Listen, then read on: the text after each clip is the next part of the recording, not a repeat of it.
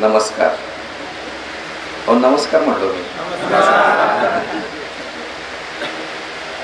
व्यासपीठावर उपस्थित असणारे वेडे आणि व्यासपीठाच्या समोर उपस्थित असणारे वेडे. बरोबर बोलतोय का चुकीचं बोलतोय? व्यासपीठावर एकतर शाणा आहे का? आहे का एकतरी शाणा? सगळे वेडे बसले. वेड्यांनीच क्रांती केली म्हणून इथं आले. शहाण्यांनी क्रांती केलेली नाही. आणि म्हणून समोर जे बसलेत ना ते हौशे नवशे गवशे कोण नाही. सभेला माणसं आणायला लागतात, कसे आणावे लागतात मी सांगायची गरज नाही. तसे कुणाला आणले का बाबासाहेबांनी? नाही. म्हणून सगळे वेळे. आज खूप आनंद होतोय की वेड्यांची भावकी तयार व्हायला लागली आहे. म्हणजे दुर्जनांची संघटना फार लवकर तयार होते. बघा तिकडचा साल्या चेप्या इकडच्या फंट्याला पिंट्याला फोन करतो, आज संपून टाकायचं, लगेच कार्यक्रम होतो. पण इकडचा साल्या किंवा इकडचा बाबासाहेब तिकडच्या श्यामला म्हणतो 4 झाडं लावायची. होत नाही, होत नाही. या पार्श्वभूमीवर तुम्ही इतकं मोठं काम करताय हे तुम्हाला आज कळणार नाही. पण येणाऱ्या काळामधला जो इतिहास आहे त्या इतिहासाच्या पानांमध्ये ज्या काही या पृथ्वीवरती चांगल्या गोष्टी घडल्या ते लिहिले जाणार आहेत. त्या लिहिले जाणाऱ्या पानामध्ये एक अंजनपूर असणार आहे. कारण का पूल देशभरामध्ये बांधले जात आहेत, नद्या सगळीकडे उपसल्या जात आहेत, रस्ते सगळीकडे तयार केले जात आहेत, पण झाडं सगळीकडे तोडली जात आहेत.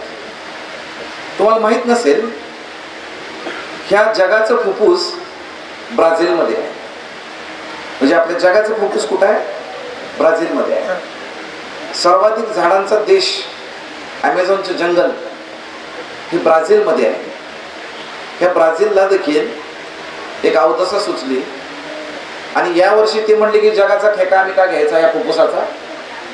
आणि त्यांनी झाडं जेवढी तोडलीत त्याची जर भौगोलिक स्थिती जर काढली तर अख्ख्या ब्रिटन एवढी झाडं एका वर्षात ब्राझीलने तोडली. थोडं भारतात येऊया.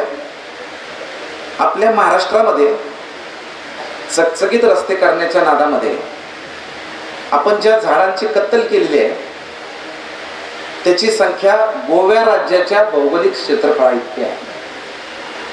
अख्खं गोवा राज्य झाडं लावून जेवढं मावेल तेवढी झाडं गेल्या वर्षी आपण या महाराष्ट्रामध्ये सर तोडलेली आहेत. तुमच्या बहिणींना निरोप द्या की असलं काय करू नका, जरा काही तो प्रयत्न करा, थोडंसं पुण्य या झाडाकडे वळवा. बरोबर दत्ताजी? मित्रांनो सगळेच म्हणतात की पुण्याचं काम कुठलं आहे? अन्नदान आहे, झाड लावणं आहे, बरोबर आहे, दान आहे. पण त्याकडं कोण जातं का? त्या पुण्याकडं कोण जातं का? अजिबात नाही. बघा आपली परिस्थिती अशी आहे की आपण जे वाईट आहे त्या गोष्टीचं अनुकरण करायला फार लवकर पळतो. मगाशी माझ्या सहकारी मित्रांनी माझी ओळख करून दिली की गावागावामध्ये स्पर्धा लावणारा माणूस. पण ध्यानात घ्या, मी जी स्पर्धा लावली त्यामध्ये एकही गाव हरलं नाही. लक्षात आलं का? जे गाव या स्पर्धेत उतरलं ते हरलंय का? एकही गाव हरलं नाही. ज्यानं काम केलं ते जिंकलंच. म्हणजे स्पर्धा ही सकारात्मक असली पाहिजे.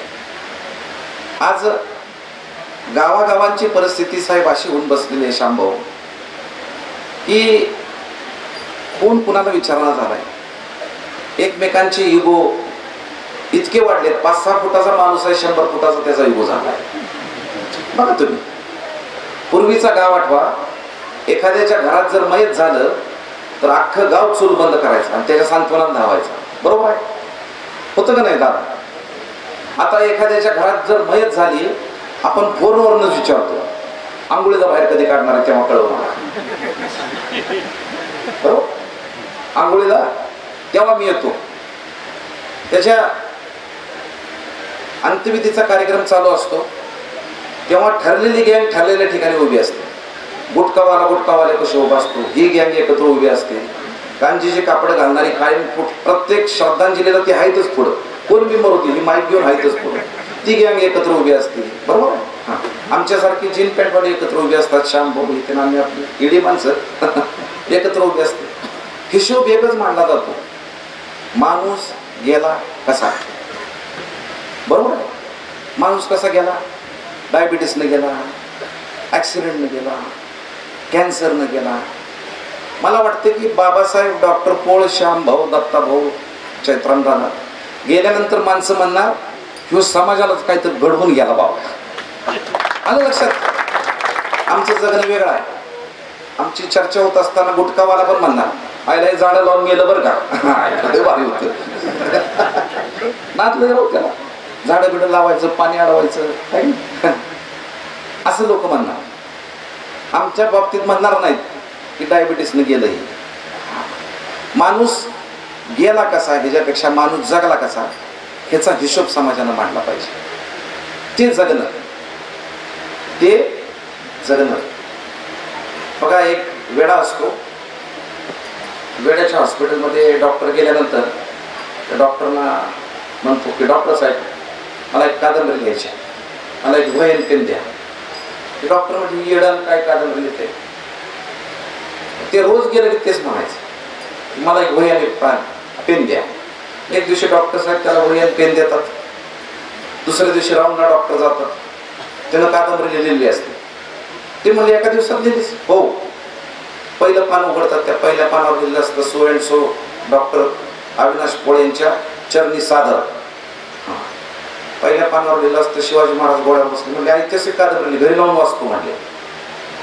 घरी जातात, पहिल्या पानावर लिहिलं असतं शिवाजी महाराज गोळ्यावर बसले. मधली पान चढायला लागतात, त्याच्यावर लिहिलेलं असतं काहीच नसतं. शेवटचं पान बघतात, शिवाजी पानावर लिहिलेलं असतं शिवाजी महाराज घोड्यावर उतरले. पहिल्या पानावर घोड्यावर बसला, शेवटच्या पानावर घोड्यावर उतरला. मधली पानं डॉक्टर चाळायला लागतात, त्या मधल्या पानात लिहिलेलं असतं टागडा टागडा टागडा टागडा टागडा. श्याम भाऊ तुमचं नामचं जीवन टागडा टागडा कसं आहे का? हा, काय नाही, तुम्हाला त्यासाठी देवाने जन्माला घातलेला आहे. काय तुमचं वाढणार नाही, तुमचा सीए म्हणणार काय करते आणि खालीच चाललंय सगळं. आपल्याला त्याचसाठी जन्माला घातलंय. अशी माणसं देवानं जन्माला घातलेली असतात. मला देखील लोक विचारतात, अहो एवढा विद्यापीठात पहिला आलेला सर्जन, आणि हे कसं काय? म्हणजे पहिला प्रश्न असतो डॉक्टर साहेब, म्हणजे मुलाखतीतला प्रश्न आहे बघा शंभू महाराज. हा, सर्जन म्हणलं एक सर्जन इकडे पाण्याकडे कसं काय आला? तर मी म्हणतो बाबा आला. दुसरा प्रश्न असतो सर प्रॅक्टिस करता का? मी म्हणतो हो, म्हणजे काल परवा सुद्धा मी पेशंट करूनच आलो इथे, प्रॅक्टिस करतो. त्याच्या नंतर मला तिसरा प्रश्न चाललेला असतो ती चालती का? कारण एक सर्जन माणूस इकडे कसं काय येड लावून देतो सर, विश्वासच बसत नाही लोकांना. म्हणजे आपण काहीतरी चांगलं करावं. ऑडिटरांची संख्या मला वाटतं की ह्या सगळ्यांना आता पटलं असेल. समाजामध्ये ऑडिटरांची संख्या वाढलेली आहे. चांगलं काम करणाऱ्याचं ऑडिट काढा. बरोबर. त्यामुळं जे सज्जन वृत्ती काम करते आहे चांगल्या पद्धतीनं त्यांना सर्वाधिक समाजाचा त्रास आहे. आणि म्हणून जेव्हा हे पाणी फाउंडेशन आमचं सुरू झालं, त्याचा इन्स्पिरेशन म्हणजे त्याची प्रेरणा जी आहे ते आमचा सातारमधला अजिंक्य ताऱ्यावर आमचं चालू असलेलं काम आहे. सातारमध्ये अजिंक्य तारा नावाचा किल्ला आहे. या किल्ल्यावर माझ्यासारखे समविचारी मित्र जसं तुम्ही काम करताय असा एक 40 जणांचा आमचा ग्रुप आहे, जो रोज 3500 फूट वर जातो आणि वरती निसर्ग संवर्धनाचं काम चालतं. हे सलग 14वं वर्ष आहे. आत्ताचं जे आहे हे सलग 14वं वर्ष आहे. वर्षातले 365 दिवस काम चालतं, एकही दिवस सुट्टी नाही. रोज 2 तास सकाळी 6 ते 8. त्यामध्ये कोण डॉक्टर आहे, कोण इंजिनियर आहे, कोण तलाठी आहे, कोण ग्रामसेवक आहे, कोण रिक्षावाला आहे, कोण प्लंबर आहे, कोण सुतार आहे, कोण पोलीस आहे, कोण सीए आहे. असा व्हरायटी ग्रुप आहे. वरती गेल्यानंतर हा सगळे चेहरे मुकोटे पडलेले असतात बाजूला. वरती गेल्यावर एकच श्रमकरी काम काय, पहिल्यांदा साफसफाईपासून पूर्ण बंजर असलेला किल्ला होता. रोज पेपर मधनं पेपरवाल्याला हुक्की आली की ते फुकून काढायचा. आमच्या इथं तर 2 राजे आहेत तुम्हाला माहिती आहे, त्यामुळे राजांचा किल्ला आणि ही अवस्था अशी. सोपं ना, लिहिणं सोपं. मी त्याला एक दिवशी म्हणलं की बाबा हे सोपं आहे, कृती करूया. काय कृती करूया? ज्याला किल्ल्याविषयी वाटतंय काय तर करूया, त्यांच्यासाठी अपील कर म्हणलं, उद्या सकाळी जमूया. हे भले 300-400 लोक शांभाऊ जमले, 300-400 लोक आले त्या मिटिंगला किल्ल्याच्या द्वारावर. आणि आपला कार्यक्रम ठरलेला असतो की सगळ्यात पहिलं सॉफ्ट टार्गेट आहे सरकार, त्याला ठोकून काढायचं. काय त्या अधिकाऱ्यांनी केलं नाही, त्यांनी वाट लावली, हे केलंय, रस्ता नाही, रस्ता नाही. मी शेवट उठून एकच काम करूया, त्यांनी चुका केल्यात ना, तुम्ही शाने आहे ना, उद्यापासून आपण बदलूया. आपण उद्यापासून ह्या किल्ल्याच्या डागडुजीसाठी देवानं आपल्याला 2 हात दिलेले आहेत, जमत तेवढं काम करूया, दगड नीट करूया, काय तर झाडं लावूया, काय तर करूया, या म्हणलं. श्याम भाऊ दुसऱ्या दिवशी फक्त 3 लोक आले, मेन माझ्यासारखे 2 येडे. 300 3 माणसातनं प्रवास चालू झाला. 3 माणसातनं प्रवास चालू झाल्यावर एक जण जाता येता असणारा त्यानं विचारलं, डॉक्टर साहेब एवढा मोठा किल्ला आहे, 3च लोक काम करताय म्हणला, कधी व्हायचं? तर मी म्हणलं काडीपेटीच्या काडीपेटीमध्ये एवढीच काडी असते, पण ती जर पेटली आणि जंगलात टाकली तर अख्खं जंगल पेटवू. आज 3च जण आहेत म्हणलं, 300 होतील एक दिवशी, 20 होतील, 300 होतील, 3000 होतील, बघ म्हणलं. आणि ती काडीपेटी 3 जणांची होती. की आज बघा तिथं सुद्धा पाणी फाउंडेशनची माणसं होती. म्हणजे केवढं जंगल पेटवलं एका काडीनं, पेटवणारा पाहिजे. आज मग हे काम चालू झालं आमचं. मग लक्षात आलं मला की ह्या किल्ल्यावरती आपण पाणलोटाचं काम चांगलं करू शकतो. सगळं काम चैत्राम भाऊ हे 2 हाताचं आहे, एकही मशीनवर जात नाही. मशीन न्यायचं झालं, एकदा आम्हाला एक तलाव दुरुस्त करायचा होता. कलेक्टर म्हणजे मी मदत करतो, कलेक्टर पण श्रमदानाला यायला लागले, त्याला आवड लागली, पोराबाळांना घेऊन यायला लागलं. मग म्हणजे डॉक्टर एक तलाव घेतला, माझ्या एका वेगळ्या निधीतनं करून आणले. आता वर सगळं न्यायचं म्हणलं, काय झालं, अवघड होतं सर. ट्रॅक्टरचा नट बोल्ट सगळा खाली पडला आला आणि वर नेऊन परत जोडला. आणि सिमेंटच्या गोण्या डोक्यावरून वर नेल्या, 3500 फूट वरती डोक्यावरून नेऊन एक गोणी नेऊन, एक गोणी न्यायला 7 दिवस लागत. खालनं वर एक गोणी न्यायची आणि मग ती मिक्सर जोडला तिथं आणि तलाव दिवस काढायचं. म्हणजे सगळं चॅलेंजिंग काम, सगळं बंजर असणार, इथून तिथून सगळं बंजर. लोक म्हणायची, मला विचारायचे, डॉक्टर साहेब हे मी म्हणाल ते करायचे लोक, बाबा हे खांदायचं, हे गाळ काढायचा का? त्यांना काढायचंच नाही. मी काय म्हणतोय तुम्ही म्हणताय ना, साधारण एक 700-800 लोक किल्ल्यावर वच करायला येतात. पण त्यातल्या आमची जी 30 शाळी सोडली आणि अजून एक 10 जण जाता येता काय करता विचारणारीच, बाकीचे डुंकून सुद्धा बघत नाही काय चाललंय, काय करतायत. सर 9 तलाव आहेत वर. माझ्या लक्षात आलं की वरती पाण्याचा थेंब नाही. एवढं राजा भोजनं 1200 वर्षात हा किल्ला बांधला होता, 1200 साली राजा भोजनं. आणि सातारा ही देशाची राजधानी होती. या किल्ल्यावरनं देशाचा कारभार चालायचा. शिवाजी महाराज जेव्हा आग्र्यावरनं सुटले, संभाजी महाराज पहिल्यांदा किल्ल्यावर त्यांना इथं भेटले, अजिंक्य ताऱ्यावर भेटले. ह्याचं नाव अजिंक्य तारा, कारण कुठलाही राजा हा किल्ला जिंकू शकला नव्हता, म्हणून याचं नाव अजिंक्य तारा होतं. एवढी इतिहासाची ह्याला पार्श्वभूमी. मग आम्ही ठरवलं की पाणी इथं निर्माण जर झालं तर म्हणा. 9 तळी पण गाळाला भरलेली. 3 वर्ष सलग गाळ काढत होतो श्रमात. पहिली 3 वर्ष श्रमातनं गाळ काढण्यात गेली. गाळ काढली, तलाव भरले. मग सगळे डीप सीसीटी असतील, मग बाकी सगळं प्लांटेशन असेल. 100 एकराचं जवळपास डीप सीसीटी आहे, 2 हाताने केलेली. हजारो झाडं लावलेली आहेत. 9 किलोमीटर बांबूची, किल्ला तुटू नये म्हणून ह्यूज बांबूची आता भिंत आहे होती, 9 किलोमीटरची. पहिल्यांदा जनावरांचा त्रास होता, गाई म्हशीवाली. दोष त्यांचा नव्हता. त्यांना समजून सांगितलं तुमच्यासाठी स्पेशल गवत लावतो इकडे, पण जनावर झाडं लावतोय, जनावर तोडवतात, जरा लक्ष ठेवा. ऐकायची नाही. मग जवळपास एक 6 महिने कार्यक्रम वरनं म्हशी खाली हाकलायचा, शोध चालायचा. त्या किल्ल्याला एक दरवाजा आहे. दरवाजा मला वाटतं की एक साधारण 1500-1600 साली बंद झाला असं, म्हणजे उघडा ठेवला. ती बंदच कुणी केला नव्हता. ती बंद 2100 साली आम्ही केला बंद. मग त्याला एक दिंडी दरवाजा होता. मग ते मशीनचं इतकं प्रॅक्टिस की त्या दिंडी दरवाजातनं पण यायच्या. मग त्याला ते दिंडी दरवाजाला म्हटलं, आपलं लॅच असतो ना, अशी एक जुनी लोखंडी जुन्या बाजारात जाऊन पुण्यातनं एक कडे आणली, म्हणजे ती लॅच आणला की अर्धच उघडं राहावं, ज्यातनं फक्त माणूस जावा. मग त्या 3-4 मशीनचं प्रॅक्टिस एवढं की तेवढ्यातलं सुद्धा त्या वर जायचं. नंतर तुम्हाला सांगतो भाऊ, आमच्यावर दया आली त्या मशीनला, त्या बंद झाल्या. म्हणजे आमच्या निसर्गाच्या धडपडी पुढं त्या नतमस्तक झाल्या आणि त्या म्हटल्या की आता वर जायला त्यांचं तोडवाल नको. कारण वर 4 झाडं लावली, 10 झाडं लावली की सकाळपारी तुडवलेली असायची सगळं. असं 2-3 वर्ष चाललं होतं.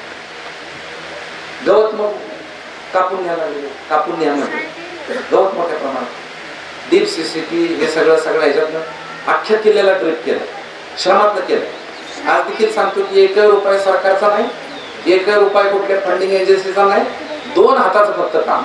मी सांगितलं 2 हात फक्त पाहिजेत आपल्याला. काय लागते टिकाऊ, फावडं, घोरत, त्याच्यापेक्षा काय.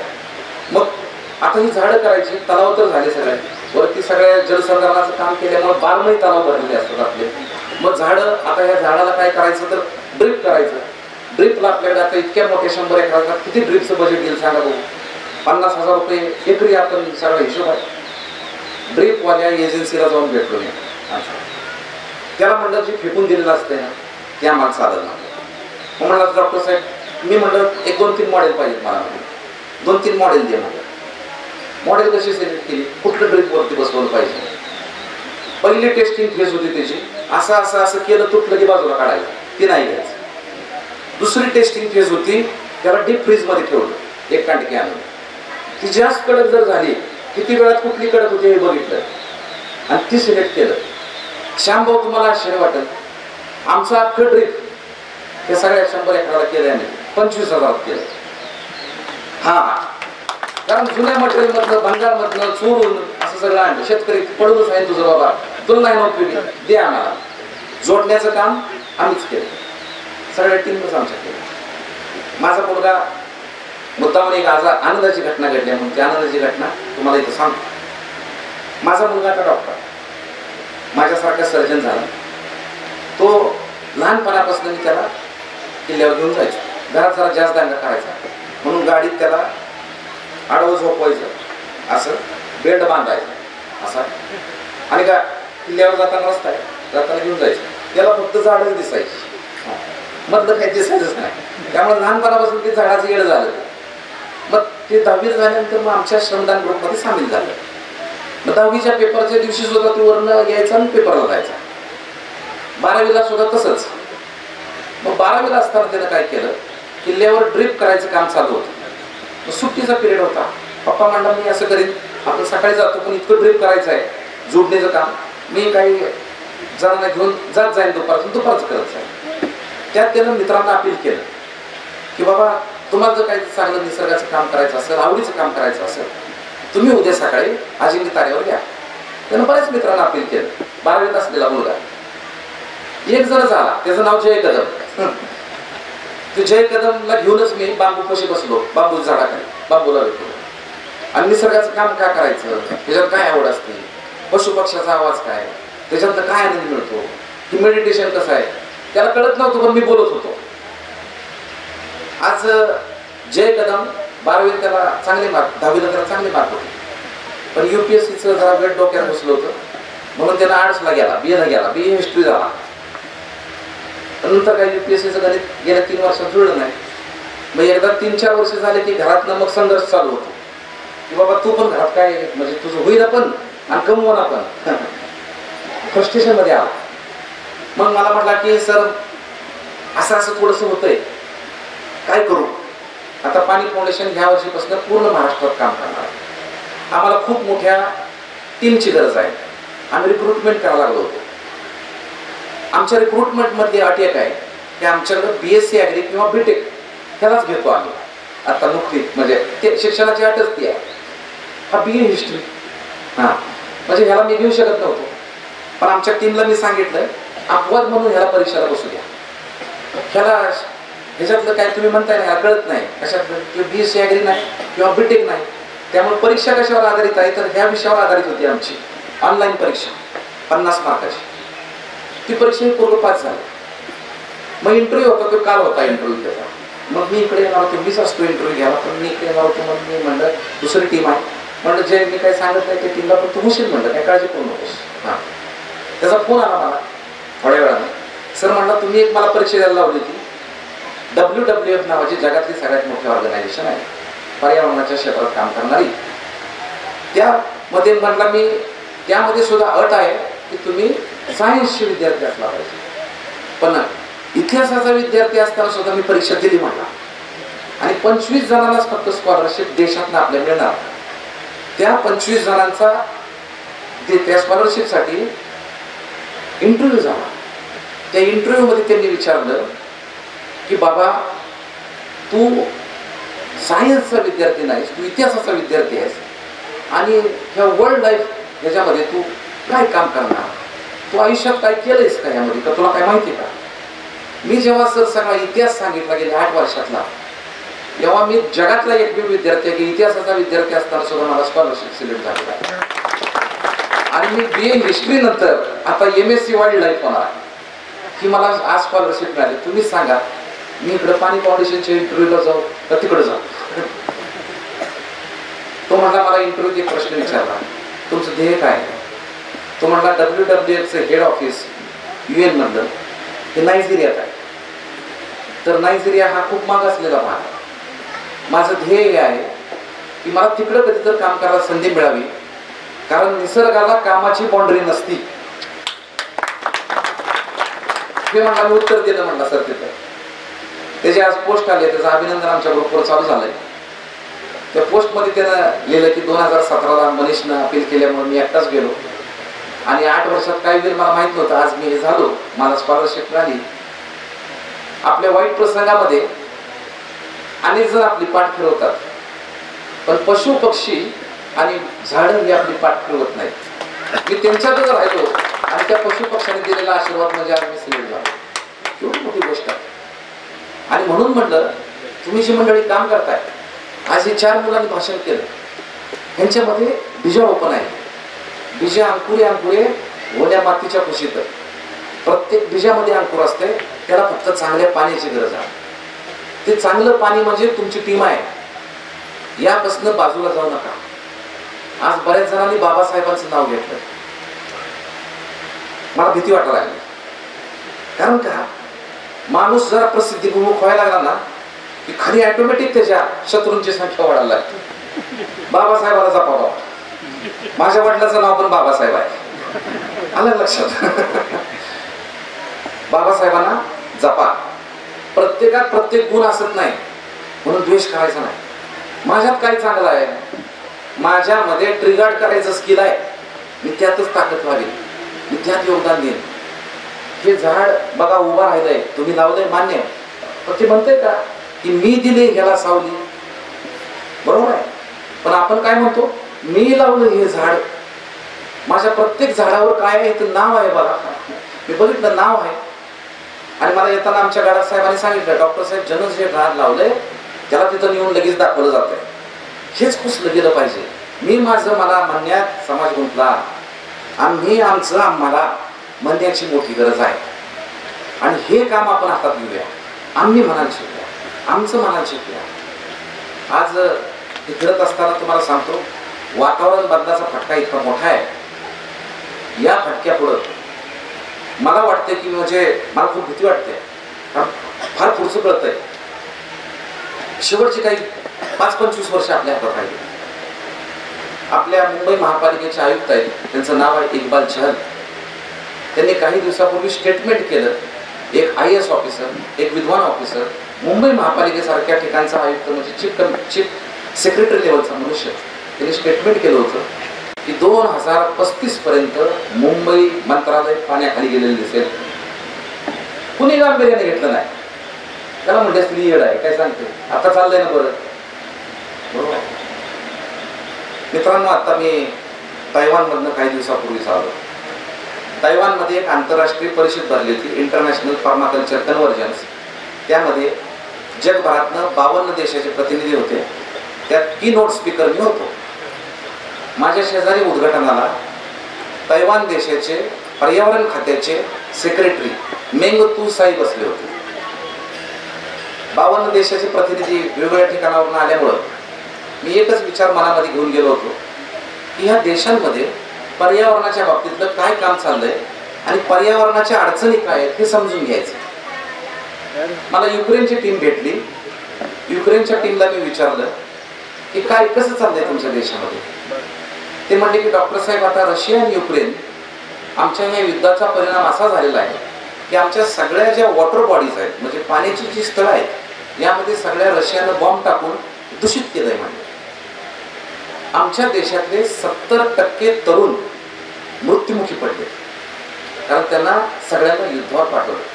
आमच्या अनेक घरांमध्ये सकाळ संध्याकाळमध्ये लहान मुलंच फक्त रडण्याचा आवाज येतो कारण त्या घरामध्ये ना आई ना वडील ना आजी ना आजोबा. आमचे सगळे इलेक्ट्रिकल टॉवर रशियाने उडवून टाकलेत. त्यामुळं अनेक दिवस आमच्यात लाईट नसती. त्यामुळे फ्रीजमध्ये अन्नधान्य ठेवता येत नाही, पाणी दूषित, अन्नधान्य ठेवता येत नाही. मग आम्ही जगण्यासाठी वेगळी सिस्टीम आखलेली आहे. आम्ही घरच्या घरी आत भाजीपाला पिकवतो, तो सोलर ड्रायर करतो. अशी आम्ही मुलं शोधतोय कारण आमचं सरकार आता शोधू शकत नाही, इतकी मुलं रडतायत. आम्ही शोधतो, त्यांना आणून आम्ही जगवण्याचा प्रयत्न एकमेकांना साथ देऊन करतोय. म्हणजे सामाजिक दायित्व, सामाजिक वातावरण देश पातळीवर आणि गाव पातळीवर किती महत्वाचं आहे लक्षात घ्या. आज आपल्यापर्यंत ती परिस्थिती आली नाही, पण गावागावामध्ये ग्रामपंचायतीच्या निवडणुका बघितल्यानंतर ही गावं पुढच्या काळात टिकतील का एकमेकांच्या उरावर बसून ती सत्यानाश करतील हा प्रश्नचिन्हाचा भाग आहे. म्हणून गावामधलं वातावरण सौहार्दपूर्ण असणं खूप महत्वाची गोष्ट आहे. तैवानचे जे सचिव होते मेंग तुसाई त्यांनी पर्यावरणाचा श्याम भाऊ वेगळाच प्रश्न मांडला. तैवान हा जो देश आहे तुम्हाला सांगतो, एक बाजूला प्रचंड मोठे डोंगर आणि एकही डोंगर दत्ताभाऊ तुम्ही येताना वर्णन केल्यासारखा बोडका नाही. सगळे डोंगर हिरवेगार, तिथं झाड तोडायला बंदी आहे. मग एक बाजूला समुद्र आणि मधीच फक्त तैवान लोक राहतात. आपण बघितलं असेल की तैवानचा पेरू प्रसिद्ध आहे.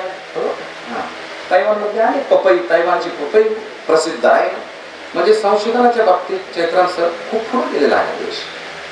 पण त्या देशामधला प्रॉब्लेम काय, त्यांना विचारलं तुमच्या देशातला प्रॉब्लेम काय सर आता, तर म्हणजे जगातला सर्वात कमी बर्थ रेट म्हणजे जन्मदर हा तैवानचा आहे. जगातला श्रीमंत देश कोण आहे आता, तर तैवान. प्रचंड मोठा जीडीपी, आपल्यापेक्षा खूप मोठा आर्थिक दृष्ट्या सबळ देश आहे. याचं कारण ते म्हणले की तैवानमध्ये जंगल तोडायला आम्ही बंदी घातली, मग जमीन करता येईल. मग आमच्या सरकारने ठरवलं, जिथं आमची परिषद भरली होती ती एक शुगर फॅक्टरी होती, पण 25 वर्षापूर्वी सरकारनं ती बंद केली होती. सरकारनं बंद केली होती म्हणजे चालत नाही म्हणून बंद होती पडली आपल्यासारखी. सरकारनं बंद केली होती. का बंद केली होती, आमच्या देशाच्या हे लक्षात आलं म्हणजे की पाण्याचा वापर खूप मोठ्या प्रमाणात ऊस लावला होतो. म्हणून आम्ही या देशातली साखर फॅक्टरी सगळ्या बंद केल्या आणि आम्ही साखर विकत घेतो. आपण पाणी एक्सपोर्ट करतोय खूप मोठ्या प्रमाणात. एवढा मोठा ऊस आहे, त्याच्यामध्ये मी जात नाही डीप मध्ये. मग आमच्या देशामध्ये शेती करायला एक मर्यादा आली. मग आम्ही काय ठरवलं, आमच्या देशाला टेक्नॉलॉजीच्या क्षेत्रामध्ये आपण क्रांती करूया.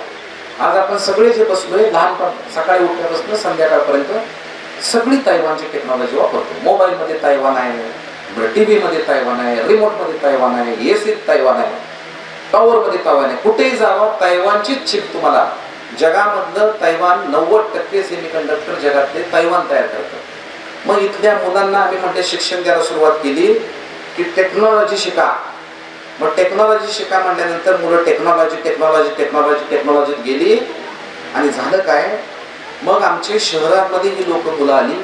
शहरामध्ये जागा कमी पडायला लागल्या.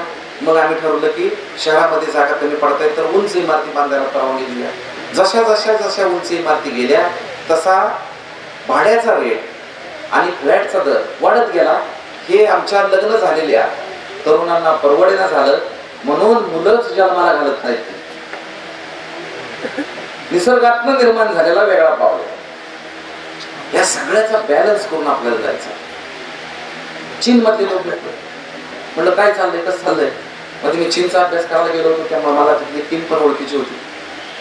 ते म्हणले की डॉक्टर पुढच्या काळात 2050 मध्ये एशियन देशावरती चीन एका गोष्टीनं राज्य करेल. ते कशाच्या, पाण्यामुळे. जगात पाण्याचं दुर्भिक्ष 2050 पर्यंत खूप मोठ्या प्रमाणात येणार आहे. सूर्य हा आपला मित्रही असणार आहे, सूर्य हा आपला शत्रूही असणार आहे. आणि म्हणून हे जे झाड आहे हे जे अंजनपूर आहे त्या सगळ्यामध्ये टिकणार आहे. टिकणार आहे का टिकणार आहे ते सांगतो मी तुम्हाला. पुढे येतो मी, चीनचं सांगतो पुढे येतो. ते म्हणले पाण्यावरनं आम्ही एशियन कंट्रीवर राज्य करू. म्हणलं काय काय करावं लागलं तर म्हणजे आमची पॉलिसी अशी आहे की आम्ही खूप मोठ्या प्रमाणात धरणं बांधायला लागलो आहे. शांभाऊ धरणं किती बांधली असतील त्यांनी? चीनमध्ये आता बांधलेल्या धरणांची संख्या आहे 86,500. हा, त्यानंतर 2 नंबरला देश आहे अमेरिका, 5,500. 2 नंबरचा देश कुठला आहे? 86,500 नंतर अमेरिका 5,500. भारत कुठं? महाराष्ट्र कुठं? नगर कुठं? संगमनेर कुठं? नांजनपूर कुठं? विचार करा पाण्याच्या बाबतीत. 86,000 मधली 30,000 धरणं ही 15 मीटरपेक्षा उंच आहे, म्हणजे 50 फुटापेक्षा जास्त. तिबेट या देशाला roof top of the river म्हटलं जातं. Roof top of the river. या तिबेट देशातनं अनेक नद्या उगम पावतात, त्यातली एक ब्रह्मपुत्र आहे. या ब्रह्मपुत्रेवरती चीन धरण बांधायला लागलंय. त्याची किंमत आहे 138 अब्ज $. हिशोब करणं सुद्धा कठीण आहे. हे जेव्हा त्यांचं पूर्ण होणार आहे, कारण ती वर्णन निघते आपल्याकडे अरुणाचल, नेपाळ, नेपाळमधनं अरुणाचल, अरुणाचलमधनं आपलं आसाम मधनं पुढे बांगलादेश. 30% वरचा जो भारत आहे ना हा ड्राय पडणार आहे चीनच्या एका कृतीमुळे. यामुळे मला वाटतं की निसर्गाच्या बाबतीमध्ये आपल्या राज्यकर्त्यांना हलवून जाणं केलं पाहिजे की हे अंजनपूर तयार करायला लागतील. आपल्याला मिळालेली देणगी काय आहे? 3 ऋतू. आपल्याला मिळालेली देणगी 3 ऋतू आहे. उन्हाळा आहे, पावसाळा आहे, हिवाळा आहे. जगामध्ये फार कमी देशांना ह्या 3 ऋतूंचा उपयोग केला पाहिजे.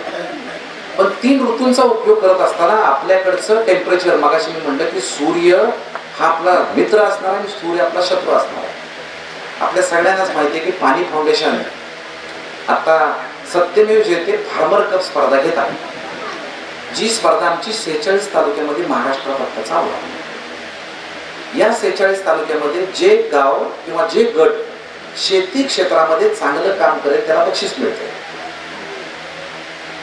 46 तालुक्यामधल्या श्यामभाऊ 2 वर्षापूर्वी आपण एका तालुक्याला बक्षीस दिलं नाही. ही स्पर्धा खरीप पिकाची आहे. खरीप म्हणजे पावसाळ्यातच का नाही? एका तालुक्याला आम्ही बक्षीस दिलं नाही. याचं कारण का? त्या तालुक्यामध्ये खरीपाची पेरणीच झाली नाही. अख्ख्या तालुक्यामध्ये खरीपाची पेरणीच झाली नाही, त्यामुळे आम्ही बक्षीस दिलं नाही. तालुक्याचं नाव थोडं ऐकल्यानंतर तुम्हाला धक्का बसेल. तालुक्याचं नाव आहे बारामती. धक्का बसला ना? निसर्ग तुम्हाला कुणालाही सोडणार नाही. तुम्ही किती मोठे आहात, पाऊसच झाला नाही. तिथला शेतकरी मला डाटा पाठवत असतात. या वर्षी 23 एप्रिलला दर महिन्याचा डाटा पाठवतात. शेतकरी तयार केलेत, आम्ही हुशार केलेले आहे. वरचं टेम्परेचर किती, जमिनीतलं किती, ह्युमिडिटी किती, वारा किती, पाऊस किती, सगळं डाटा मला तो पाठवतो. नारोळी नावाचा एक शेतकरी राहुल डमी म्हणून 23 एप्रिलच्या डाटामध्ये त्यांनी मला टेम्परेचर पाठवलं होतं. जमिनीच्या वरचं बाहेरचं टेम्परेचर होतं शेतातलं त्याच्या 55.7 आणि जमिनीच्या आतलं जरासं 47.8 आणि घरातलं 46. हे जर टेम्परेचर तुमचं इतक्या मोठ्या प्रमाणात वाढणार असेल तर जमिनीमध्ये मायक्रो ऑर्गॅनिझम टिकणार आहेत का? माझ्या समोर बसणारी जवळपास 90% शेती करणारी माणसं आहेत. तुमची इंडस्ट्री म्हणजे तुमचं शेत आहे. माझ्या घरामध्ये मी स्वतः डॉक्टर आहे, माझी पत्नी डॉक्टर आहे, माझा मुलगा डॉक्टर आहे, माझा साडू डॉक्टर आहे, माझी आई डॉक्टर होती, माझी मेहुणी डॉक्टर आहे, माझा मेहुणा डॉक्टर आहे, अजून 2 माझे साडू डॉक्टर आहेत. म्हणजे 8-10 जण आहे ना आम्ही. बरोबर आहे. मोठी इंडस्ट्री आहे आमची. बरोबर आहे. आमची इंडस्ट्री आमचं हॉस्पिटल आहे. तुमची इंडस्ट्री कुठली? तुमची शेती. बरोबर ना? बघा, माझ्या इंडस्ट्रीमध्ये तुम्ही जेव्हा येता तेव्हा आमचा बाहेर पोरगा तुमचं नाव, गाव, पत्ता, फोन नंबर सर्व विचारतो ना. आणि तोंड वर सुद्धा काढत नाही आणि तो म्हणतो 300. म्हणतो ना 300. तपासणी फी त्याच्या डॉक्टर लिहिलेलं असतं. प्रथम तपासणी फी 300. 6 महिन्यानंतर केस पेपर बदलतो. तुम्ही 300 काढता, देता. 300 काढून दिल्यानंतर तुम्ही आत येता. मी बसा म्हणतो. बसल्यानंतर तुम्ही म्हणता, मी विचारतो काय झालं मामा, तुम्ही म्हणता डॉक्टर साहेब जरा इथं पोटात दुखतंय. कधीपासून दुखतंय? बरेच दिवस झालं दुखतंय, आज जरा जास्तच दुखतंय. मी म्हणतो झोप. झोपल्यानंतर मी कानाला स्टेथोस्कोप लावलेला असतो. असं असं असं असं तपासत जातो. तपासताना तुम्ही म्हणता इथंच दुखतंय, बरोबर? या खाली बघ. खाली आला की मी 3 कागद देतो बघा. रक्तलघवी तपासणी, सोनोग्राफी आणि गोळ्या औषध. मी सांगतो रक्तलघवीला इकडे जायचं, सोनोग्राफीला इकडे जायचं आणि गोळ्या औषधं आपल्यातच मिळतील. आम्ही सुद्धा आता गटानं काम करायला लागलो. गटशक्ती आलं लक्षात. तुम्ही स्वीकारलेलं आहे. सगळीकडे युनियन आहे बघा. त्या सफाई कामगाराची सुद्धा युनियन आहे की नाही? तलाट्याची आहे, ग्रामसेवक, शेतकरीच फापलले फक्त इकडे तिकडे उधाळलंय. हा ती कुठे बी जातंय बघा, युनियन नाही. खरं तुम्ही रिपोर्ट दुसरीकडनं आणला. मी काय म्हणतो, काका रिपोर्ट करायला कुठं पाठवलं तुम्हाला? गेला कुठं? तिथनच करून आणायचा, तो योग्य असतो. खरं तुम्ही रिपोर्ट घेऊन आला, तुमचा रिपोर्ट आता आम्हाला फास्ट येतो. ईमेलवरून तुम्ही तिथं केला की इथं येत असतो. तरी सुद्धा मी तुमच्या हातातला वाचतो. तुम्ही म्हणता काय झालं साहेब? मी म्हणतो सकाळीच म्हणलं ना उशीर केलाय, आता ऑपरेशन करायला लागतंय. बरोबर आहे. तुम्ही काय प्रश्न विचारता मला? काय प्रश्न विचारता? कोण म्हणतं का कसं होईल, चांगलं होईल ऑपरेशन? एक पण विचारत नाही साहेब. किती खर्च येईल? मी म्हणतो की माझ्या आईपासून तुम्ही आता सगळं फॅमिली डॉक्टर आहे, काय काळजी करता? 70-80 हजार रुपये तयार ठेवा, जास्त नाही लागत. त्याची मानसिकता केली, जास्त नाही लागत आणखी म्हणून. आलं लक्षात? मी गोड बोलणारा डॉक्टर आहे. पहिलं काय म्हटलं, आपलं नातं जुनं आहे, जास्त नाही लागत आणि 70-80 तयार ठेवा. जे सोयाबीन लावतंय, तूर लावतंय, कापूस लावतंय, मका लावतंय, मला सांगा खरीपावर जे आयुष्य अवलंबून आहे, त्याच्या घरात 70-80 हजार रुपये असतात का? त्याच्या डोळ्यात खळलं दिशेने पाणी बघितलेलं असतं. बाहेर खळलं दिशेने पाणी घेऊन जाते. बायको लगेच ओळखते ऑपरेशन करायचं आहे. ती म्हणते की किती खर्च येणार आहे, ऑपरेशन करायचं आहे, कळलं मला. ती म्हणते काय तू बोलू नकोस असतं, थांब जा, मला विचार करू. ती म्हणते कशाला काळजी करता, माझ्या हातात पायातलं काढते, ऐकते. अहो तुम्हीच आमचा दागिना आहे, हे ठेवून मी काय करणार? त्याला माहित असतं हेनच घातलेलं असतं हिच्या हाता पायात, त्याची किंमत किती आहे ती. त्यात नाही भागत डॉक्टरचं. ते म्हणतो काय काळजी करू नको, एखादा जमिनीचा आपण तुकडा काढू, जमिनीचा तुकडा विकू. ती म्हणते अहो जमिनीच्या तुकड्यावर चाललंय, आपलं कसं भागायचं? तुम्ही थांबा जरा, मी काम करते. फोन काढते, फोन फिरवते बचत गटाच्या अध्यक्षाला, उभे इथं. काय कर्ज पाहिजे, नवऱ्याचं ऑपरेशन आहे, कुठलाही गट नाही म्हणत नाही. 12% व्याजानं पैसे उचलते, 70-80 हजार रुपये घेऊन येते. माझ्या टेबलावर 70-80 हजार रुपयाचं ते पुढकट होतं. माझ्या साहेब बाजारामध्ये मला एकच कळतं, जोपर्यंत लक्ष्मीचं दर्शन नाही तोपर्यंत माझी सरस्वती चालतच नाही. माझ्या बाजारामध्ये त्याची आटलेली मैल, गेलेला मैल, सोयाबीन भिजलंय, कापूस भिजलाय, तुरीला दर नाही, मुलीचं शिक्षण, मुलाचं लग्न, म्हातारपणाचा आजारपण, त्याची किंमत 0 आहे. काय खोट आहे? मला तुम्ही 300 रुपये पण दिले आणि 70 हजार कर्ज काढून पण दिले. माझी किंमत कशाची? कशाची किंमत आहे काका? कशाची? येडा आहे म्हणून? कशाची सांगा बघू. हा करेक्ट, ज्ञानाची. म्हणजे सर्वश्रेष्ठ काय जगामध्ये? ज्ञान. तुम्ही चूर घेताय, तुम्ही कापूस घेताय, तुम्ही मका घेताय, तुम्ही काय ऊस घेत असाल. इंटर्नशिप केली का 1-2 वर्ष त्या चांगल्या 100 टनाच्या पुढे असणाऱ्या शेतकऱ्याकडे जाऊन 1-2 वर्ष बाबा तुझ्याकडे मी इंटर्नशिप करतो, ज्ञान घेतलं. दुकानदार आमचा डॉक्टर झालाय, दुकानदार आमचा डॉक्टर झालाय. परवाच माझे एक मित्र संभाजी राव, त्यांचा मी झेंडू बघितला, म्हणलं संभाजीराव झेंडू एकदम भारी आला, कुठलं औषध मारलं? ती बाळता त्यांनी सांगितलं ती मारलं. बाळता त्याला बोलवून, बाळता की आला, बाळता काय कुठलं औषध मारलं? म्हणजे शिवानंदानं सांगितलं ते मारलंय म्हणते. मग शिवानंदाला बोलवा. बाळता त्या शिवानंदानं संभाजीराव अहो म्हणलं शिवानंद औषध कुठलं? नाही म्हणजे दुकानदारानं सांगितलं ते मारलंय म्हणते. आमचा डॉक्टर कोंडा झाला, दुकानदार झाला. दोष त्याला नाही, दोष आपला आहे. विद्यापीठामध्ये बसलेले उत्तम शास्त्रज्ञ, उत्तम शेती करणारी माणसं, पाणी फाउंडेशन ते सगळे एकत्र आणले. मी काय सांगतोय की ही स्पर्धा आता म्हणजे ह्या स्पर्धेमध्ये कोणी हरणार नाही. ही शेतीची स्पर्धा. या शेतीच्या स्पर्धामध्ये गट तयार करा, गट घेऊन काम करा. गट घेऊन काम केलं, यश इतकं येईल तुमच्या आमच्या फक्त पाणी फाउंडेशनच्या फेसबुकवर जाऊन किंवा कशावर जाऊन सक्सेस स्टोरी वाचावा. तुम्हाला लक्षात येईल की काय काय काय काय काय काय व्हायला लागलं. गटाने एकत्र आले. आज तुमचा पर्यावरणातला इतका गट आहे, शेतीत एकत्र आला तर डोंगर उचलून घ्याल तुम्ही. एवढं मोठं काम टाकलं. आमची जोड आहे त्याला. आम्ही तुमच्याबरोबर आहोत. आणि म्हणून या पुढच्या काळात ज्ञान ही संपत्ती असणार. शेतीमधलं व्यवस्थापन योग्य वेळेला योग्य असणं गरजेचं आहे. बघा तुम्ही परत माझ्या इंडस्ट्रीमध्ये आलात. माझ्या इंडस्ट्रीमध्ये तुमचं ऑपरेशन करायचं ठरलं. ऑपरेशन करत असताना मी उत्तम डॉक्टर आहे, गोल्ड मेडलिस्ट आहे, माझं हॉस्पिटल चांगलं आहे, ओटी चांगला आहे, माझा बाहेर बोलत असणारा मुलगा चांगला आहे, सगळं चांगलं आहे. तुमचे पैसे मी कमी घेतले. ऑपरेशनला मी काय पहिली माझी SOP तुमचं जे काय फाडायचं ते प्रिंट करतो, कट घेतो, डायरेक्ट करतो. शेवट काय करत असेल SOP शेवट काय टाकतो, शिवतो. असा हात केला त्या पोरानं मला 10 गांधीडच दिलं नाही. आणि म्हणून दे ना.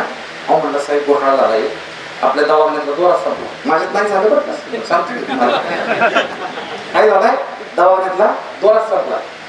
मी म्हणलं जा पहिला फोन करून मागून घे. फोन केला, त्यानं सांगितलं साहेबांना काळजी करू नका, मला कुरिअर करतो, 4 दिवसात पोचवेल. पेशंट बाहेर आणला, पोट उघडलं, पाहुण्यांना बोलवलं. हां ऑपरेशन व्यवस्थित झाले, सगळं व्यवस्थित काढलंय. फक्त काय याचा 1 4 दिवस उघड राहील. दोरा संपलाय दोरा आमचा. बरोबर आहे. काय झालंय, दोरा संपलाय आमचा. दोरा आला की शिवून देतो. चालेल का माझी इंडस्ट्री? माझी इंडस्ट्री माझं हॉस्पिटल आहे, तुमची इंडस्ट्री तुमचं शेत आहे. शेतामध्ये योग्य वेळेला योग्य व्यवस्थापन केलं नाही तर काम फिसकुडून जातंय. जरा पाऊस आलाय, गवत आलं की आयदर खुरपणी तर करायला लागते, नाही तर औषध तर मारायला लागते. 8 दिवस गडी कुठं फापाला झालं बघा, गेलं डोक्यावर आहे ना, ती पिकारमुखी खाऊन टाकते. आणि म्हणून या 2 गोष्टी जर तुम्ही केल्या, मला वाटतं की भारतासारख्या देशामध्ये ही उत्तम संधी आहे. सर्वाधिक इंडस्ट्रीमध्ये असणारे लोक कुठं आहे, शेतीत आहे. आणि जगाचं पुढ पाऊल भविष्यामधलं भारत होऊ शकतो. म्हणून गावातला एकोपा आणि गावातला निसर्ग जे गाव टिकवेल, मला वाटते की भारतातलं श्रीमंत गाव ते असेल.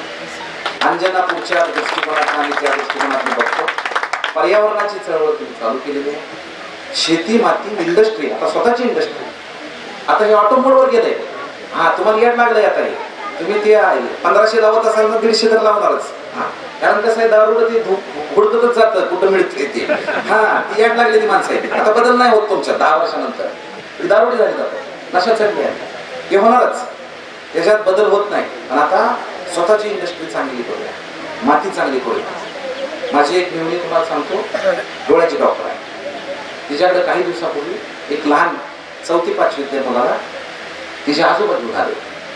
आजोबा घेऊन आल्यानंतर त्या मुलाचं कंप्लेंट काय होती, तो मुलगा असं चालता चालता पडतो का. मग तिनं मला फोन केला की चालता चालता तो पडतो, जरा तुम्ही समजून सांगायला. मग चालता चालता पडतो, समजून काय सांगायचं. आजोबाला सांगता असेल तुम्ही या म्हणजे. मी गेलो, म्हणजे काय प्रॉब्लेम आहे. ते म्हणले की हा जो चालता चालता पडतो त्याच्या आजोबांना समजून सांगायला मला जमेना झालं, तुम्ही जरा कन्व्हिन्स चांगलं करा. म्हणजे झालंय काय ह्या मुलाला. तर ह्या दोन्ही मुलाच्या डोळ्याच्या मागे कॅन्सर झालेला आहे. त्याचे दोन्ही डोळे काढून टाकलेले आहे 4थीच्या मुलाला. आजोबांना घेतलं समोर, आजोबांना सांगितलं जे झालं त्याचा विचार करावा, करता का नाही जे आहे त्याचा विचार करूया. त्याचं ऑपरेशन नाही केलं तर वाढेल, मेटास्टॅसिस होईल, पसरेल आणि बाळ आपलं राहणार. आजोबा एकदम शांत झाले. त्यांनी मला पुढचा प्रश्न विचारला, किती दिवसांना ऑपरेशन करायचं. मग 3-4 दिवसात करून टाकलं. एक 8-10 दिवसांनी केलं चालेल का. तुमचं काय आर्थिक अडचण आहे का. आर्थिक अडचण नाही. अहो हे पोरग पुढं जाऊन पक्षी बघणार नाही, पांढरून बघणार नाही, झाड बघणार नाही, नदी बघणार नाही. हे सगळं एकदा दाखवणार तुम्हाला. 4थीच्या पोराला कॅन्सर कोणी दिला. एक जेनेटिक्स आहे, जेनेटिक मुळे कॅन्सर होतो. आणि दुसरा आपल्या मातीला दिला. मग आपण पुण्यवान माणसं आहे का काय, थोडा विचार करायचा. मी नाही सांगत, मातीवरती काम करा. माती समृद्ध तर देश टिकणार आहे. आज सांगतो, वेगळं सांगत नाही. त्याच्यासाठी तर पुण्यवान बोलावलं. जे गाव माती समृद्ध घेऊन जाईल ते गाव टिकणार आहे, तो देश टिकणार आहे. ज्या दिवशी माती डिटोरिएट झाली त्या दिवशी देश उद्ध्वस्त होणार आहे. तुम्हाला दुसऱ्या कोणाची गरज नाही उद्ध्वस्त व्हायला. ही मातीच तुम्हाला उद्ध्वस्त करणार आहे. आणि म्हणून निसर्गाच्या ह्या सगळ्या प्रकोपापुढे एक तेवणाऱ्या दिव्याचं तुम्ही काम करताय. तुमच्यासारखं असं महाराष्ट्रामध्ये अनेक ठिकाणी काम करणारे लोक आहेत, त्यांना अवश्य मी भेटत असतो, बोलत असतो. तुमच्या जिल्ह्यामध्ये कर्जत म्हणून गाव आहे, त्या कर्जत गावामध्ये एक ग्रुप आहे, तो रोज काम करतो. 1 लाख 1.25 लाख झाडं ह्या ग्रुपनं त्या शहरामध्ये लावलेली आहेत, जगवलेली आहेत. मला वाटते की ही अशी वेडी माणसं भेटल्यानंतर गडाख साहेब गुड मॉर्निंग म्हणायची गरज नाही. Today is my morning is a good morning. So I am very thankful to Gadakh sir and Girish sir. ज्या गिरीश सरांमुळं त्यांनी फोन केला, गडाख सरांना कॉन्फरन्सवर घेतलं आणि मला म्हणले की डॉक्टर साहेब गिरीश सरांचा आदेश म्हणल्यावर माझ्यासाठी एक गुरुचा आदेश आहे. मी नाहीच म्हणणार नव्हतो, फक्त माझा व्यापच इतका आहे, त्यामध्ये कुठं तर आंतरपीक निघतं आजकाल, त्यामुळे जायला लागतं मला कुठं तर. त्यांना मी पहिल्यांदाच सांगितलं असं जर माझं काय आंतरपीक निघालं, कुठं जर जायला लागलं मला बरीच महत्त्वाच्या कामाला, तर मला माफ करा, तुम्ही नक्की येतो. पण तुम्ही आज मला जे काय तुमच्याकडनं शिकायला मिळालं, तुमच्यापासून प्रेरणा घेऊन अशी गावं काम करत आहेत, हे मला वाटते की खऱ्या समृद्धीचं लक्षण आहे. आणि म्हणून माणूस श्रीमंत पैशानं झाला का, त्याच्यापेक्षा माणूस मनानं आणि माणूस म्हणून श्रीमंत झाला, त्याला फार महत्त्व आहे. आणि ते महत्त्व तुमच्या गावानं टिकवावं, एक रोल मॉडेल म्हणून आपल्यामध्ये कधीही देवाना न तयार करता असंच काम आपल्या हातनं घडत राहू, ही सदिच्छा व्यक्त करतो आणि थांबतो. धन्यवाद.